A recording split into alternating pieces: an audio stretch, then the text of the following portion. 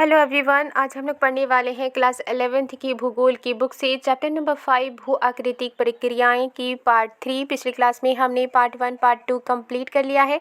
अगर आपने वो वीडियो नहीं देखी है तो आप प्ले लिस्ट में जाकर देख सकते हैं। तो चलिए शुरू करते हैं आज की क्लास। आज हम पढ़ने वाले हैं अपक्षय से, यानी कि कुछ ऐसे बहिर्जनिक भू आकृतिक प्रक्रियाएं होती हैं, उनके बारे में हम पढ़ने वाले हैं। बहिर्जनिक का मतलब होता है पृथ्वी के बाहर की, और भू आकृतिक का मतलब होता है ज़मीन की आकृति बनाने वाले जो काम हैं, जो प्रक्रिया है, वो कौन कौन से हैं, इसके बारे में हम पढ़ने वाले हैं। सबसे पहले यहाँ लिखा है अपक्षय के बारे में, यानी कि वेदरिंग के बारे में। सबसे पहले जान लेते हैं कि अपक्षय का मतलब होता क्या है, वेदरिंग का मतलब क्या होता है। क्षय का मतलब होता है किसी भी चीज़ में कमी होना। यहाँ लिखा है कि जो अपक्षय है इसके अंतर्गत जो वायुमंडलीय तत्व है, यानी कि जो हमारी एटमॉस्फेयर है, जो हमारा वायुमंडल है, उसके तत्वों की धरातल के पदार्थों पर की गई क्रिया सम्मिलित होती है। यानी कि अपक्षय क्या होता है? अपक्षय ये होता है कि जो हमारी पृथ्वी के बाहर का जो मंडल है, जो हमारी वायुमंडल है, वायुमंडल के जितने भी तत्व हैं वो धरातल पर कुछ ऐसे काम करते हैं, धरातल के पदार्थों पर कुछ ऐसा इफेक्ट डालते हैं जिसकी वजह से पदार्थों में किसी न किसी तरह का बदलाव होता है।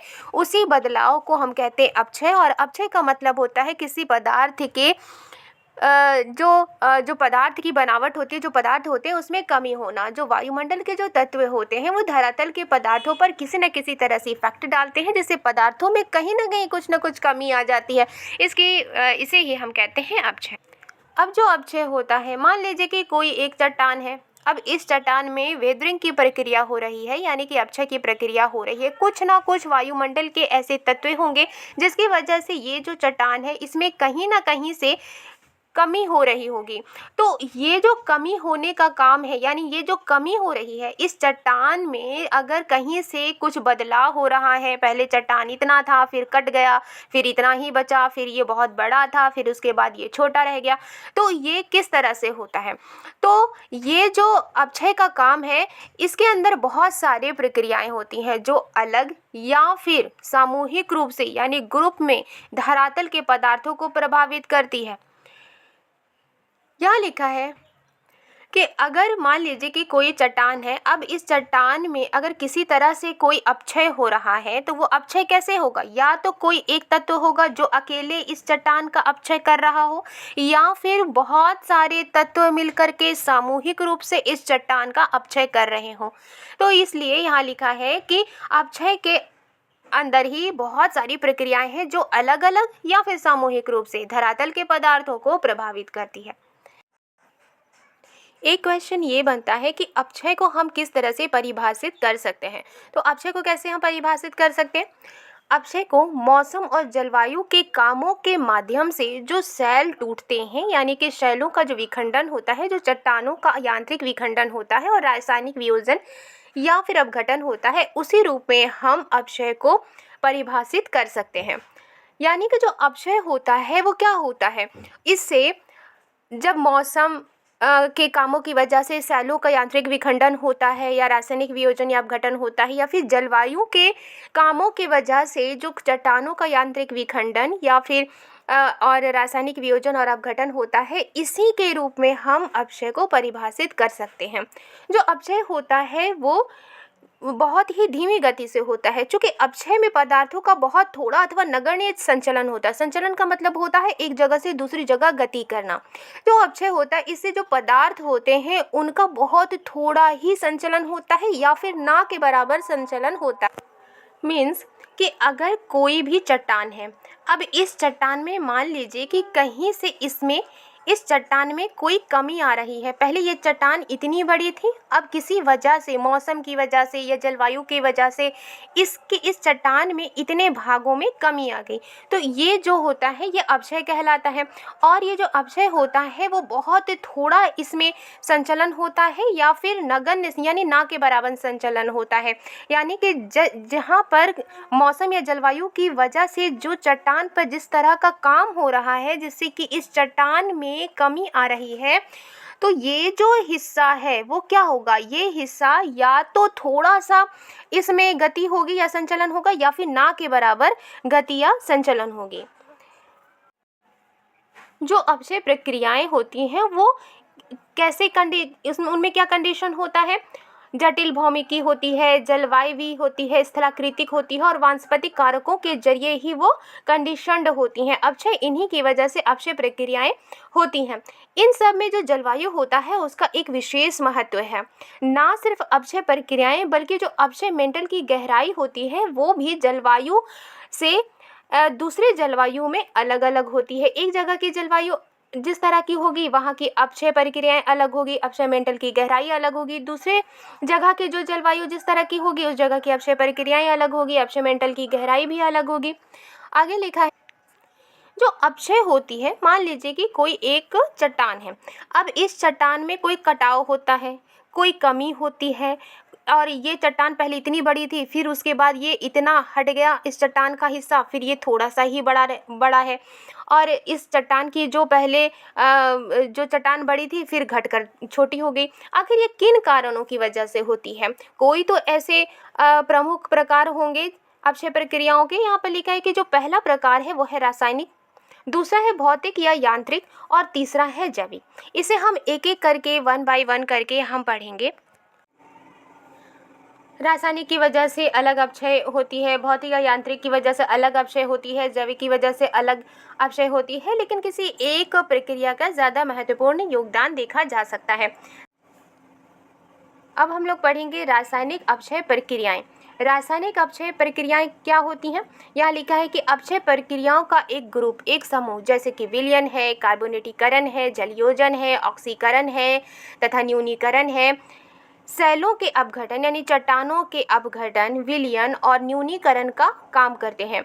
ये क्या है? ये सभी के सभी रासायनिक अपचय प्रक्रियाएं हैं जो कि रासायनिक क्रिया के जरिए सूक्ष्म अवस्था में बदल जाती है। ऑक्सीजन, धरातलीय जल, मृदा जल और दूसरे जो अम्ल होते हैं, अम्लों की प्रक्रिया द्वारा चट्टानों का न्यूनीकरण होता है। यानी कि जो चट्टान होंगे, ऑक्सीजन के जरिए चट्टान पहले बड़े थे फिर वो कम हो जाएंगे, धरातलीय जल की वजह से पहले चट्टान बड़े थे फिर कम हो जाएंगे। यानी कि जैसे समुद्र में क्या होता है कि बहुत बड़ी बड़ी लहरें उठती हैं, बार बार इस चट्टान से अगर टकराएंगी तो बहुत बार टकराने से, लंबे समय तक टकराने से क्या होगा, ये जो चट्टान है यहाँ से ये कट जाएगा या फिर इसमें न्यूनीकरण हो जाएगी, यानी कि इसमें कमी आ जाएगी। इसके बाद जो मृदा जल है और दूसरे जो अम्ल होते हैं उसकी प्रक्रिया के जरिए चट्टानों का न्यूनीकरण होता है। इसमें ऊष्मा के साथ साथ जल और वायु, ऑक्सीजन तथा कार्बन डाइऑक्साइड की विद्यमानता सभी रासायनिक प्रतिक्रियाओं को तीव्र गति देने के लिए आवश्यक है। यहाँ लिखा है कि ये जो रासायनिक जो अपचय प्रक्रियाएं होती हैं जिसकी वजह से जो चट्टानें होती हैं, सेलों में जो कमी होती है उन सेलों का अपघटन होता है, विलयन होता है, न्यूनीकरण होता है। ये जो रासायनिक अम्ल होते हैं इसमें ऊष्मा तो होती ही है, साथ साथ में जल और वायु जैसे ऑक्सीजन तथा कार्बन डाइऑक्साइड ये भी रासायनिक प्रतिक्रियाओं को तेज गति देने के लिए ज़रूरी होते हैं। अगर रासायनिक प्रतिक्रिया होनी है, अगर रासायनिक प्रतिक्रिया के लिए क्या ज़रूरी है? ऊष्मा भी ज़रूरी है, जल और वायु भी ज़रूरी है। इसी की वजह से रासायनिक प्रतिक्रिया होती है। और वायु में विद्यमान जो कार्बन डाइऑक्साइड होते हैं, इसके अलावा पौधों और पशुओं का जो अपघटन होता है वो भूमिगत कार्बन डाइऑक्साइड की मात्रा को बढ़ा देता है, यानी कि जो ज़मीन में जो कार्बन डाइऑक्साइड होती है उसकी मात्रा को बढ़ा देता है। अलग अलग खनिजों पर रासायनिक प्रतिक्रियाएं किसी अनुसंधानशाला में प्रतिक्रियाओं के समान ही होती है। यानी कि जब लैब में हम कोई एक्सपेरिमेंट करते हैं किसी खनिज के ऊपर, रासायनिक प्रतिक्रियाएं जब होती हैं किसी लैब में, जो जब एक्सपेरिमेंट किया जाता है तो ये जो अलग अलग खनिजों पर रासायनिक प्रतिक्रियाएं होती हैं वो लैब में जिस तरह की प्रतिक्रिया होती है उसी के समान होती है। अब हम लोग पढ़ेंगे भौतिक अपचय प्रक्रियाएं। भौतिक अपचय प्रक्रियाएं क्या होती हैं? भौतिक अपचय प्रक्रियाएं एक तरह की बल होती है जिससे कि अपचय की प्रक्रियाएं होती हैं। यहाँ लिखा है कि जो भौतिक या यांत्रिक अपक्षय प्रक्रियाएं हैं कुछ अनुप्रयुक्त बलों यानी कि फोर्सेस पर डिपेंड करती हैं। भौतिक अपक्षय प्रक्रियाएं क्या होती है? एक तरह की ये फोर्स होती है, एक तरह की बल होती है जिससे किसी भी पदार्थ में कमी आती है। ये अनुप्रयुक्त बल निम्नलिखित हो सकते हैं। ये जो फोर्सेस हैं वो कौन कौन से हो सकते हैं? जैसे कि गुरुत्वाकर्षण बल है। यहाँ लिखा है जैसे अत्यधिक ऊपर भार दबाव और अपरूपण प्रतिबल यानी शियर स्ट्रेस। दूसरा है तापक्रम में परिवर्तन, टेम्परेचर में बदलाव, क्रिस्टल द्रवों में वृद्धि और पशुओं के क्रियाकलापों के कारण जो उत्पन्न विस्तारण बल होता है। शुष्कन और आर्द्रन चक्रों से नियंत्रित यानी कंट्रोल किया गया जल का दबाव। इनमें से कई बल, कई फोर्स धरातल और अलग अलग धरातल पदार्थों के अंदर अनुप्रयुक्त होती हैं, जिसका ये परिणाम होता है कि सेलों का विभंग होता है यानी कि शैल जो होते हैं उनमें दरार पड़ जाती है। भौतिक अपक्षय प्रक्रियाओं में ज़्यादातर तापीय विस्तारण और दबाव के निर्मुक्त होने यानी कि तापीय विस्तारण होने की वजह से और दबाव रिलीज होने के कारण होता है। ये जो प्रक्रियाएं होती हैं वो लघु भी हो सकती हैं और मंद होती हैं यानी कि बहुत छोटी और मंद होती हैं। लेकिन कई बार संकुचन का मतलब होता है सिकुड़ना और विस्तारण यानी विस्तारण का मतलब होता है फैलना। लेकिन कई बार सिकुड़ना और फैलने की वजह से सेलों के सतत श्रांति के फलस्वरूप ये सेलों को बहुत बड़ी हानि पहुंचा सकती हैं। यानी कि जो शैल होती हैं, जो चट्टानें होती हैं, अगर इनमें तापीय विस्तारण की वजह से, दबाव की वजह से इनमें अगर संकुचन होता है, फिर इनमें फैलाव होता है, फिर इसमें सिकुड़न होता है यानी संकुचन होता है, फिर फैलाव होता है, इससे क्या होगा? इससे सेलों को बड़ी हानि पहुंच सकती है। और इस तरह से जो सेल होते हैं उनमें भौतिक अपक्षय प्रक्रियाएं होती हैं। अब हम लोग पढ़ेंगे जैविक कार्य एवं अपक्षय। यहाँ लिखा है कि जैविक अपक्षय जीवों की वृद्धि या संचलन से उत्पन्न अपक्षय, वातावरण और भौतिक परिवर्तन से खनिजों और आयन के स्थानांतरण की दिशा में यानी जिस तरफ वो स्थानांतरित होते हैं उसकी दिशा में एक योगदान है। केंचुआ, दीमक, चूहा, कृंतक इत्यादि जैसे जीव के द्वारा बिल खोदने और वेजिंग के जरिए नई सतहों का निर्माण होता है, जिससे रासायनिक प्रक्रिया के लिए अनावृत सतह में नमी और हवा के वेधन में सहायता मिलती है। यानी कि जब कोई छोटे छोटे जानवर होते हैं जैसे केंचुआ, दीमक, चूहा वगैरह जो होते हैं वो जिस जगह रहते हैं वहाँ पर वो ज़मीन को खोदते हैं, बिल बनाते हैं। इससे क्या होता है कि जो रासायनिक प्रक्रिया होती है इसके लिए जो सरफेस होता है, जो सतह होती है उसमें नमी और हवा जाने में सहायता मिलती है। मानव भी वनस्पतियों को अस्त व्यस्त कर, खेत जोत कर और मिट्टी में कृषि करके धरातलीय पदार्थों में वायु, जल और खनिजों के मिश्रण तथा उसमें नए संपर्क स्थापित करने में सहायक होता है।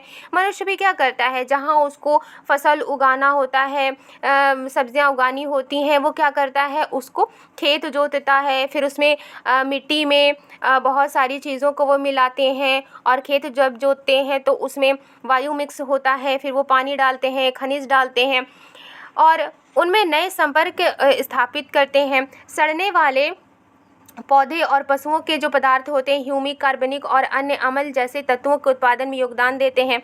यानी कि जब जो मनुष्य होते हैं जब वो ज़मीन पर कोई फसल उगाते हैं तो उसमें ऑब्वियसली खाद मिक्स करेंगे, सड़ने वाले पौधे होंगे, पशुओं के पदार्थ होंगे। इससे ह्यूमिक, कार्बनिक और अन्य अम्ल जैसे जो तत्व होते हैं उनका उत्पादन होता है, जिससे कुछ तत्वों का सड़ना, क्षरण तथा घुलन बढ़ जाता है। यानी कि जब कोई भी चीज़ डिकम्पोज होती है और जो खाद वगैरह होते हैं और दूसरे जो सड़ने वाले पौधे होते हैं, पशुओं के पदार्थ होते हैं, इससे क्या होता है कि ह्यूमिक जो उत्पादन होता है, कार्बनिक का उत्पादन होता है, दूसरे अम्ल का उत्पादन होता है। इसके उत्पादन की वजह से कुछ तत्व सड़ते हैं, उनका क्षरण होता है और उनका घुलन बढ़ जाता है। पौधों की जड़ें धरातल के पदार्थों पर जबरदस्त दबाव डालती हैं। जो पौधे होते हैं जब उन्हें उगाया जाता है तो पौधे की जो जड़ें होती हैं, जिस जगह जड़ें होती हैं वो आसपास की जो धरातल होता है उस पर वो ज़बरदस्त उनका दबाव होता है, मिट्टी को वो पकड़े हुए रहती है और जो धरातल होता है उस पर उनका दबाव होता है तथा उन्हें यांत्रिक ढंग से तोड़कर अलग अलग कर देती है। जो पौधे होते हैं जब उनकी जड़ें जब मिट्टी के अंदर होती हैं तो यहाँ की जो मिट्टी होती है इसी वो पकड़ कर रखते हैं और जो पदार्थ होते हैं उन पदार्थों पर पौधे की जड़ों का दबाव होता है और उन्हें यांत्रिक ढंग से, जो पौधे की जड़ होते हैं उन्हें यांत्रिक ढंग से वो तोड़कर अलग अलग कर देती है। इस तरह से रासायनिक अपक्षय प्रक्रिया, भौतिक अपक्षय प्रक्रिया और जो जैविक कार्य होता है इसकी वजह से अपक्षय होता है। अब हम लोग पढ़ेंगे कि अपक्षय के विशेष प्रभाव। अपक्षय का प्रभाव क्या होता है? अपसल्कन। अपसल्कन क्या है? एक परिणाम है, ये प्रक्रिया नहीं है। शैल यानी चट्टान या आधार शैल के ऊपर से मोटे तौर पर घुमावदार चादर के रूप में उत्खंडित या पत्रकन होता है, जिसके वजह से चिकनी और गोल सतह का निर्माण होता है। अपसल्कन अभारितकरण और तापक्रम के बदलाव के जरिए प्रेरित जो फैलाव होता है संकुचन के कारण भी होता है। अपसल्कित गुंबद और टार्स क्रमशः अभारितकरण और ताप संकुचन से उत्पन्न होते हैं। अब हम लोग पढ़ेंगे अपक्षय का महत्व। अपक्षय का क्या इम्पोर्टेंस है, उसकी सिग्निफिकेंस क्या है, अपक्षय क्यों ज़रूरी है। जो अपक्षय प्रक्रियाएं होती हैं इसे जो सेल होते हैं या चट्टाने होते हैं वो छोटे छोटे टुकड़े में बदल जाते हैं। ना सिर्फ ये छोटे छोटे टुकड़े में बदलते हैं बल्कि इनका जो आवरण प्रस्तर होता है बल्कि मृदा निर्माण में भी अपक्षय ज़रूरी होता है। अपितु जो अप्रदन और वृहद संचलन होता है उसके लिए भी अपक्षय उत्तरदायी होते हैं। यानी कि कोई एक पदार्थ है, उस पदार्थ का इतना कटाव होकर दूसरी जगह चले जाना अप्रदन होता है। बहुत ज़्यादा मात्रा में उस चीज़ का कमी होकर दूसरी जगह चले जाना, इसके लिए भी अपक्षय उत्तरदायी होते हैं, इसके लिए भी अपक्षय ज़रूरी होते हैं। जैव मात्रा और जैव विविधता प्रमुखता वनों यानी वनस्पति की देन है और वन अपक्षयी प्रवाह की गहराई पर निर्भर करता है। जो जंगल होता है वो अपक्षयी प्रवाह की गहराई पर निर्भर करता है। अगर सैलों का अपक्षय ना हो यानी अगर चट्टानों का अपक्षय ना हो तो अपरदन का कोई वैल्यू नहीं होता। इसका मतलब ये है कि जो अपक्षय है वो वृहद क्षरण, क्षरण का मतलब होता है किसी भी चीज़ में कमी होना। जो अपक्षय होता है वो वृहद क्षरण अपरदन उच्चावच के लघुकरण में सहायक होता है और स्थलाकृतियाँ अपरदन का परिणाम है। स्थलाकृति कैसे बनती है? जो स्थल की आकृति होती है वो कैसे बनती है? अपरदन की वजह से बनती है। जैसे मान लीजिए बहुत ज़्यादा चट्टानें हैं, किसी न किसी वजह से इन चट्टानों में कमी आती गई, इनमें कटाव होता गया, फिर एक समय में इनमें स्थलाकृति बन गई। तो इस तरह से जो अपक्षय होता है, ये अपक्षय क्यों होता है? किसी भी चीज़, किसी भी पदार्थ में जब मौसम जलवायु की वजह से उसमें कमी आती है, अपक्षय होता है। और इसलिए यहाँ लिखा है कि जो स्थलाकृतियाँ होती हैं वो अपरदन का परिणाम है। अपक्षय की वजह से ही अपरदन होती है। सैलों का अपक्षय और निक्षेपण, अपक्षय का मतलब होता है उसमें कमी आना और निक्षेपण का मतलब होता है जो चट्टानें होती हैं वो कटकर दूसरी जगह जाकर जमा हो जाना। तो इस तरह से यहाँ लिखा है कि जो इसलिए यहाँ लिखा है कि जो सैल होते हैं उनका अपक्षय और निक्षेपण राष्ट्र अर्थव्यवस्था के लिए बहुत ही ज़्यादा इम्पॉर्टेंट है, क्योंकि मूल्यवान खनिज जैसे कि लोहा है, मैग्नीज है, एल्युमिनियम है, तांबा के अयस्क है, उनका इस समृद्धिकरण और संकेंद्रण में ये सहायक होता है। अपक्षय मृदा निर्माण की एक महत्वपूर्ण प्रक्रिया है। अगर चट्टानें टूटेंगी नहीं तो वो मिट्टी में नहीं बदलेंगी, इसीलिए चट्टानों का अपक्षय होना ज़रूरी है। उनका अपक्षय होगा फिर उनका अपरदन होगा। इससे ये जो चट्टानें होती हैं छोटे छोटे टुकड़ों में बढ़ती चली जाती हैं, फिर उसके बाद ये इनका मृदा निर्माण होता है। इसलिए यहाँ लिखा है कि जो अपक्षय है वो मृदा निर्माण की एक महत्वपूर्ण प्रक्रिया है। अब हम पढ़ेंगे बृहद संचलन के बारे में।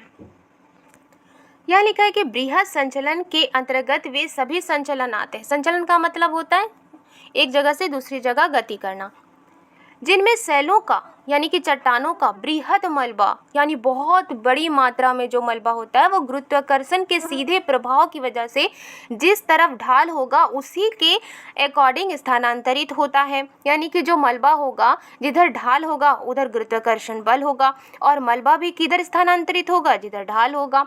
इसका मतलब ये है कि वायु जल हिम ही अपने साथ एक जगह से दूसरी जगह तक मलबा नहीं ढोते, बल्कि मलबा भी अपने साथ वायु जल या हिम ले जाते हैं। बृहत मलबे की संचलन गति यानी कि जो बहुत बड़ी मात्रा में जो मलबा होता है जब वो एक जगह से दूसरी जगह जब वो गति करता है उसकी गति धीमे से तेज हो सकती है, जिसकी वजह से पदार्थों के छिछले से गहरे स्तंभ प्रभावित होते हैं, जिनके अंतर्गत विसर्पण, बहाव, स्खलन और पतन सम्मिलित होते हैं। गुरुत्वाकर्षण बल आधार सेलों और अपक्षय से पैदा सभी पदार्थों पर अपना प्रभाव डालते हैं।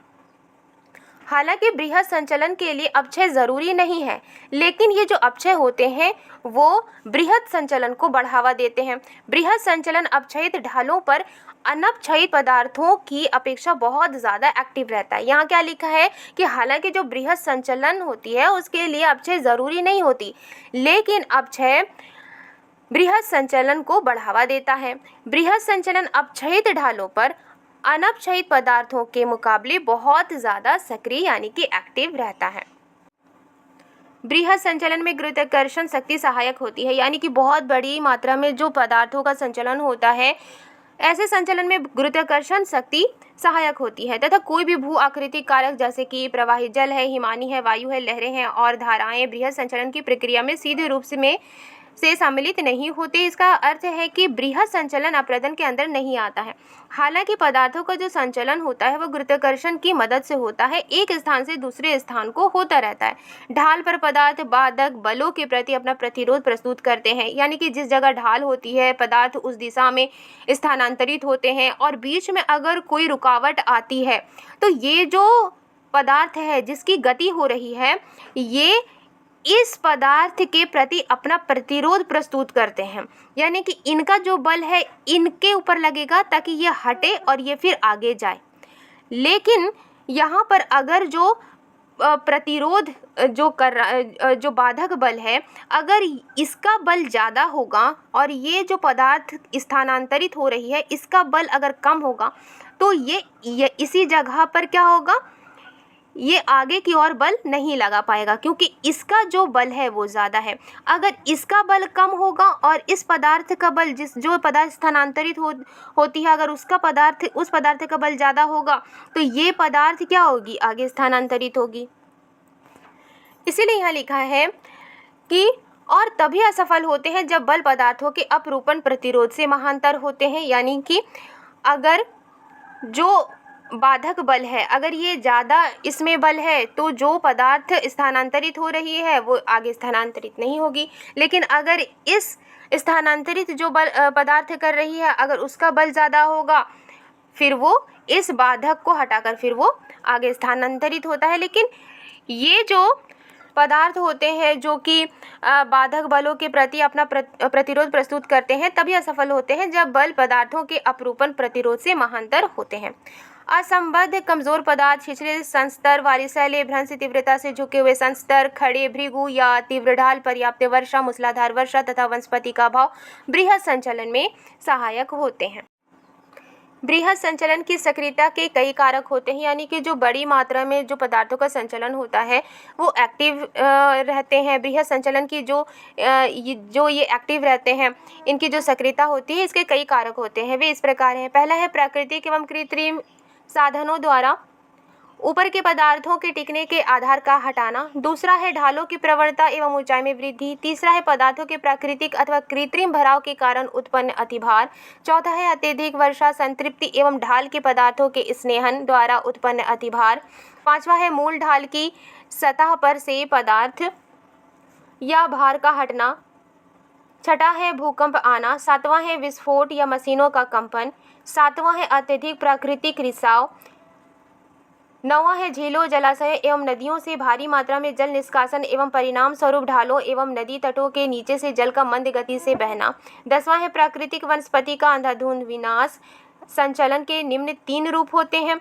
पहला है अनुप्रस्थ विस्थापन, दूसरा है वृद्धि या अन्य कारणों से मृदा या अनुप्रस्थ विस्थापन, दूसरा है प्रवाह और तीसरा है स्खलन। हमने यहाँ क्या पढ़ा? हमने ये पढ़ा कि बृहद संचलन की सक्रियता के कितने कारक होते हैं, और हमने ये पढ़ा कि संचलन के कितने रूप होते हैं। संचलन के 3 रूप होते हैं, पहला है अनुप्रस्थ विस्थापन, दूसरा है प्रवाह और तीसरा है स्खलन। आज के लिए बस इतना ही। आई होप आपको ये वीडियो पसंद आई है तो लाइक एंड सब्सक्राइब करना मत भूलिएगा। मिलती हूँ नेक्स्ट वीडियो में। Thank you.